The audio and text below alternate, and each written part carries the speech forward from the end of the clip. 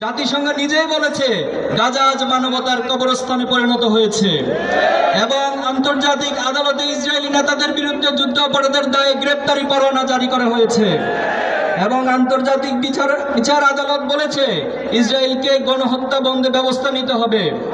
পশ্চিমা রাষ্ট্রগুলো এবং অর্থ সাহায্য এই হত্যাযজ্ঞ দীর্ঘস্থায়ী করছে। সেহেতু আমরা জাতিসংঘের উদ্দেশ্যে ঘোষণা করছি, এক, অবিলম্বে গাজা ইসরায়েলি গণহত্যা বন্ধ করতে হবে। দুই, জায়নবাদী ইসরায়েলের গণহত্যা বিচার আন্তর্জাতিক আদালতে নিশ্চিত করতে হবে। তিন, যুদ্ধবিরতি নয়, গণহত্যা বন্ধে কার্যকর এবং সম্মিলিত পদক্ষেপ নিতে হবে। চার, 1967 সালের পূর্ববর্তী ভূমি ফিরিয়ে দিতে বাধ্যবাধকতা তৈরি করতে হবে। পাঁচ, পূর্ব জেরুজালেমকে ফিলিস্তিন রাষ্ট্রের স্বাধীন রাজধানী হিসেবে আন্তর্জাতিকভাবে স্বীকৃতি দিতে হবে। ছয়, ফিলিস্তিনের আত্মনিয়ন্ত্রণ, নিরাপত্তা ও রাষ্ট্রীয় সার্বভৌমত্ব প্রতিষ্ঠার পথ উন্মুক্ত করতে হবে। সাত, ইসরায়েলি পণ্য, প্রযুক্তি, অস্ত্র বিনিয়োগের উপর বৈশ্বিক নিষেধাজ্ঞা আরোপ করতে হবে। আট, গাজায় অবরোধ ভেঙে খাদ্য, পানীয়, ঔষধ ও মানবিক সহায়তা প্রবেশের নিশ্চয়তা নিশ্চিত করতে হবে।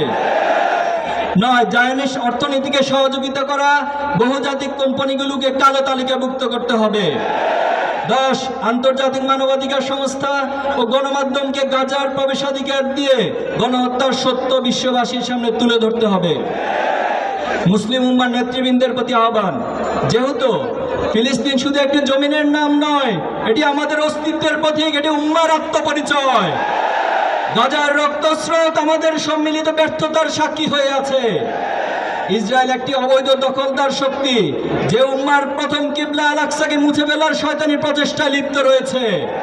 অথচ বিশ্ববাসী, বিশেষত মুসলিম এবং আরব দুনিয়া তার কাঙ্ক্ষিত ভূমিকা পালন করতে পারছে না। সেহেতু আমরা মুসলিম বিশ্বের নেতৃবৃন্দ ওআইসির উদ্দেশ্যে ঘোষণা করছি, এক, ইসরায়েলের সঙ্গে সকল কূটনৈতিক, সামরিক, অর্থনৈতিক ও বাণিজ্যিক সম্পর্ক অবিলম্বে ছিন্ন করতে হবে। দুই, মুসলিম বিশ্বের রাষ্ট্রগুলোকে ইসরায়েলি পণ্য ও কোম্পানির বিরুদ্ধে বয়কট কর্মসূচি জোরদার করতে হবে।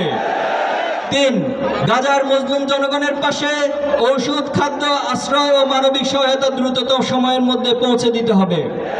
চার, আন্তর্জাতিক আদালতে যুদ্ধাপরাধের বিচার প্রক্রিয়া মুসলিম রাষ্ট্রগুলোকে সম্মিলিতভাবে অংশগ্রহণ করতে হবে। পাঁচ, ওআইসিকে আরো কার্যকর, ঐক্যবদ্ধ কণ্ঠে ফিলিস্তিন ইস্যুকে আন্তর্জাতিক মহলে উত্থাপন করতে হবে। ছয়, মুসলিম রাষ্ট্রগুলোকে স্পষ্টভাবে ঘোষণা করতে হবে, ফিলিস্তিন ইস্যুতে ভিন্ন মত ও দ্বিধাদ্বন্দ্বের কোনো স্থান নেই, এটি উম্মার অস্তিত্বের সংগ্রাম। সাত, মুসলিম দেশগুলোকে বিশ্বের প্রতিটি প্রান্তে নিপীড়িত মুসলিম ও অধিকার বঞ্চিত জনগোষ্ঠীর অধিকার পক্ষে অবস্থান নিতে হবে।